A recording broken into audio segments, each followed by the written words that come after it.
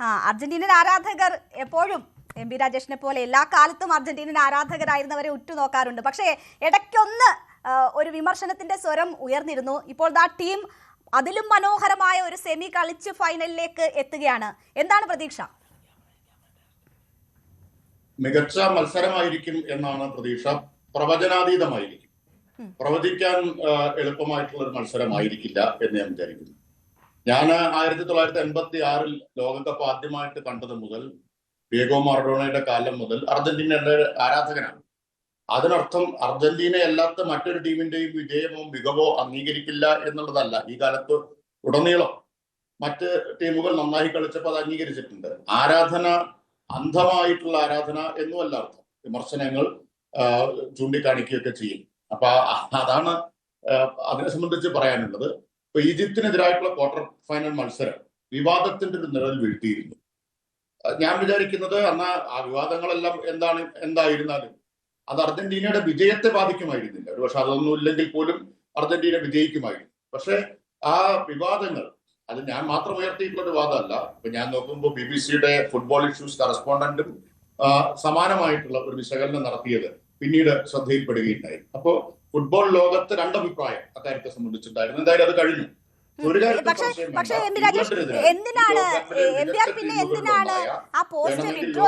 നേടാൻ മാത്രം പ്രതിഭാശേഷിയുള്ള മികവുള്ള ഒരു ടീമിനെ ആധികാരികമായി തന്നെയാണ് അർജന്റീന തോൽപ്പിച്ചത്. അതും 85 മിനിറ്റ് വരെ ഒരു ഗോളിന് പിന്നിട്ട് നിന്ന ശേഷം അവസാനത്തെ ഒരു 10 മിനിറ്റിൽ 2 ഗോൾ നേടി ഒരു തർക്കവും അവശേഷിപ്പിക്കാത്ത തരത്തിൽ എല്ലാ വിവാദങ്ങളുടെയും നിഴൽ മായ്ച്ചു കളയുന്ന പ്രകടനം അർജന്റീന പുറത്തെടുത്തു. അതോടുകൂടി അർജന്റീന വളരെ ആധികാരികതയോടുകൂടി ഫൈനലിൽ എത്തിയിരിക്കുന്നു. അതുപോലെ തന്നെയാണ് സ്പെയിനും.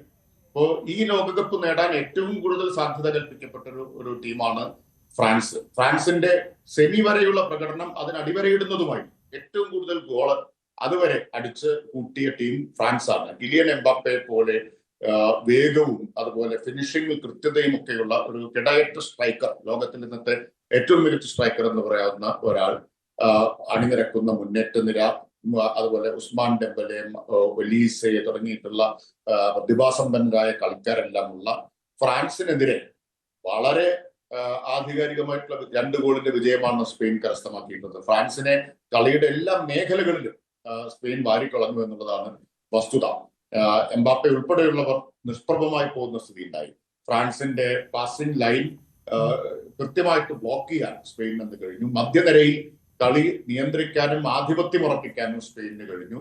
അത്തരമൊരു ടീമാണ് സ്പെയിൻ. അപ്പൊ 2 ടീമുകളും മികച്ച 2 ടീമുകൾക്കെതിരെ ഫിഫ റാങ്കിങ്ങിൽ വളരെ ഏറ്റവും മുന്നിലുള്ള 4 ടീമുകളാണല്ലോ സെമി ഫൈനലിൽ എത്തിയത്. മികച്ച 2 ടീമുകളെ സംശയാതീതമായി പരാജയപ്പെടുത്തിക്കൊണ്ടാണ് വന്നിട്ടുള്ളത്. അപ്പൊ അതുകൊണ്ട് തന്നെ പ്രവചനാതീതമാണ് ഈ മത്സരം എന്ന് ഞാൻ വിചാരിക്കുന്നു. 2 ടീമിനും അവരുടേതായ വലിയ ടീമാണ് പക്ഷേ ഒരു അർജന്റീനൻ ആരാധകൻ എന്ന നിലയിൽ എന്റെ ടീം ജയിക്കുമെന്ന് പറയണ്ടേ? കേട്ടില്ല, എന്തായിരുന്നു? അല്ല, മികച്ച 2 ടീമുകളാണ് ഏറ്റുമുട്ടുന്നത്. പക്ഷെ ഒരു അർജന്റീനൻ ആരാധകൻ എന്റെ ടീം ജയിക്കുമെന്ന് പറയണ്ടേ? അല്ലെങ്കിൽ അങ്ങനെ ഒരു ആത്മവിശ്വാസം ഇല്ലേ? അതാണ് ഞാൻ പറഞ്ഞത്. ഇത് ആത്മവിശ്വാസത്തിന്റെ പ്രശ്നമല്ല. ഒരുപക്ഷെ തെരഞ്ഞെടുപ്പ് പ്രവചിക്കുന്നതിനേക്കാൾ ദുഷ്കരമാണ് ഒരു ഫുട്ബോൾ മത്സരത്തിന്റെ ഫലം. അതും സ്പെയിനും അർജന്റീനയും പോലെ 2 മികച്ച ടീമുകൾ മത്സരിക്കുമ്പോൾ പ്രവചിക്കുക എന്നുള്ളത്.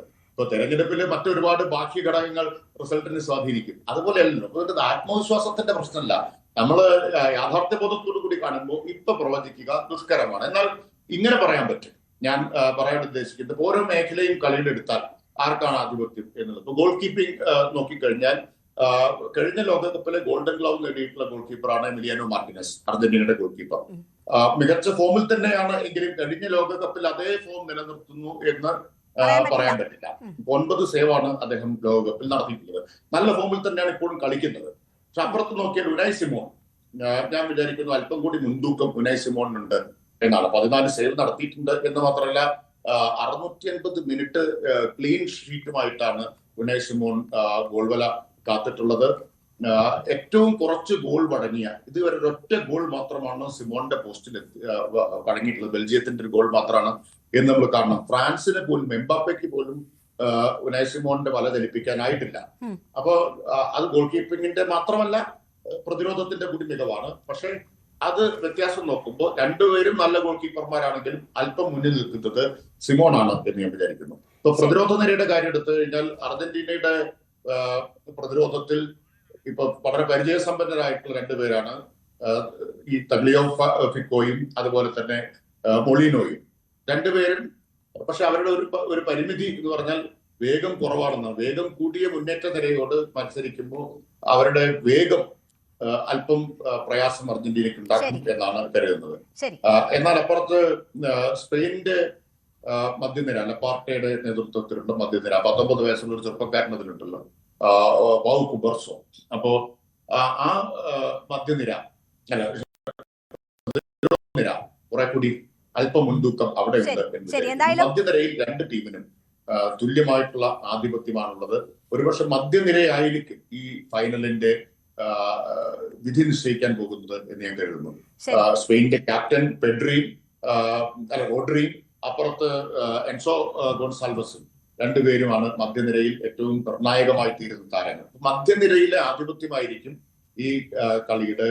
ശരി, എന്തായാലും അതൊരു കൃത്യമായ നിരീക്ഷണമാണ്. മധ്യനിര നിർണ്ണയിക്കും ഈ മത്സരത്തിന്റെ ജയപരാജയങ്ങൾ എന്നാണ് പറയുന്നത്. അർജന്റീനൻ ആരാധകനായിരിക്കുമ്പോൾ തന്നെയും അതിന്റെ സാധ്യതകൾ, ഒപ്പം തന്നെ വിമർശിക്കാനുള്ള ആ ഒരു അവകാശം, അതൊക്കെ MBR ഉയർത്തിക്കാട്ടുന്നുണ്ട്. ഞാൻ താങ്കളിലേക്ക് തിരിച്ചെത്താം. ഇപ്പോൾ നമ്മളൊരു ചർച്ചയിൽ പറയും ഈ അവതാരകർ നിഷ്പക്ഷരായിരിക്കണമെന്ന് പറയും. പക്ഷേ ഞാനൊരു അർജന്റീനൻ ആരാധികയാണ്, അതിലുപരി മെസ്സിയുടെ ആരാധികയാണ്. അപ്പോൾ ഞാൻ നിഷ്പക്ഷയാകാൻ ശ്രമിക്കുകയാണ്.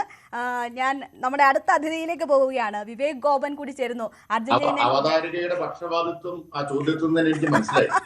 ഓക്കെ ഞാൻ ശ്രമിക്കും നിഷ്പക്ഷയാവാൻ. വിവേക് ഗോപൻ ചേരുകയാണ്. വിവേക്, എന്തായാലും അർജന്റീനൻ ജേഴ്സിയിൽ തന്നെയാണ് വന്നിരിക്കുന്നത്. ഇപ്പോൾ നമ്മൾ കണ്ടത് MBR അർജന്റീനൻ ആരാധകനാണ് എങ്കിൽ പോലും സാധ്യതകൾ എങ്ങനെയൊക്കെയാണ് എന്ന് കൃത്യമായി വിശദീകരിക്കുകയാണ്. വിവേക്, എങ്ങനെയാണ് കാണുന്നത്? കപ്പടിക്കുമോ മെസ്സി?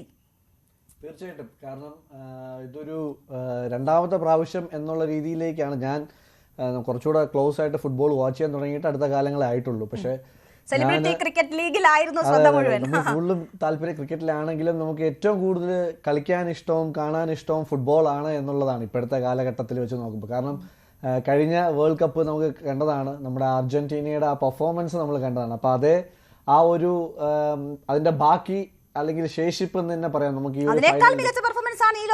തീർച്ചയായിട്ടും. അപ്പൊ അത് ഞാൻ പറയാം, അത് അത്രയും വർഷത്തിന് ശേഷം ഇത്രയും മികച്ച ടീമോട് കൂടി അവര് ആ കളത്തിലേക്ക് ഗ്രൗണ്ടിലേക്ക് ഇറങ്ങുമ്പോഴും അവരുടെ ആ ഒരു മൈൻഡ് സെറ്റും അതുപോലെ എനർജിയും ഒക്കെ അവർ ആ ദേശീയ ഗാനം പാടുമ്പോൾ തന്നെ നമുക്കത് കാണാൻ സാധിക്കുന്നതാണ്. കാരണം എല്ലാവരും ഇംഗ്ലണ്ടിനോട് തീർച്ചയായിട്ടും എല്ലാവരോടും ഈ പറഞ്ഞ ഒരു വൈബ്രന്റ് ആയിട്ട് നിൽക്കുന്ന ഒരു ടീമായിട്ട് തന്നെ അവർ അർജന്റീന കളിക്കുന്നു എന്നുള്ളത് നമുക്ക് എല്ലാ മാച്ചിലും നമുക്ക് കാണാൻ കഴിയുന്നത്. പിന്നെ എനിക്ക് ഏറ്റവും വളരെ എന്താ പറയുക ഇമ്പോർട്ടൻ്റ് ആയിട്ട് തോന്നിയതും വളരെ രസകരമായിട്ട് തോന്നിയിട്ടുള്ളതെന്ന് പറഞ്ഞാൽ അവർ സെക്കൻഡ് ഹാഫിന് ശേഷമാണ് ഇവർ കുറച്ചുകൂടെ ഈ എന്താ പറയുക അറ്റാക്കിംഗ് ആയിട്ട് കളിച്ചു തുടങ്ങുന്നത്. അപ്പം ഏതൊരു സമ്മർദ്ദത്തിലും ഇവർക്ക് തിരിച്ചു വരാനുള്ള ആ ഒരു ഓപ്പർച്യൂണിറ്റി അല്ലെങ്കിൽ ആ ഒരു മൈൻഡ് സെറ്റ്, അഡാപ്റ്റേഷൻ, ഇതൊക്കെ ഇവർക്ക് ഭയങ്കരമായിട്ട് ചെയ്യാൻ സാധിക്കുന്നുണ്ട്. അപ്പം നമ്മളെല്ലാം കണ്ടത് അങ്ങനെയാണ്. കാരണം വളരെ ക്ലോസ് ആയിട്ടുള്ള മാച്ചും വളരെ ഈ ടൈറ്റ് ആയിട്ടുള്ള മാച്ചൊക്കെ നിഷ്പ്രയാസം അവർ വിജയിച്ചു വന്നതാണ് നമ്മൾ കഴിഞ്ഞ മാച്ചുകളിലുടനീളം കണ്ടത്. അപ്പോൾ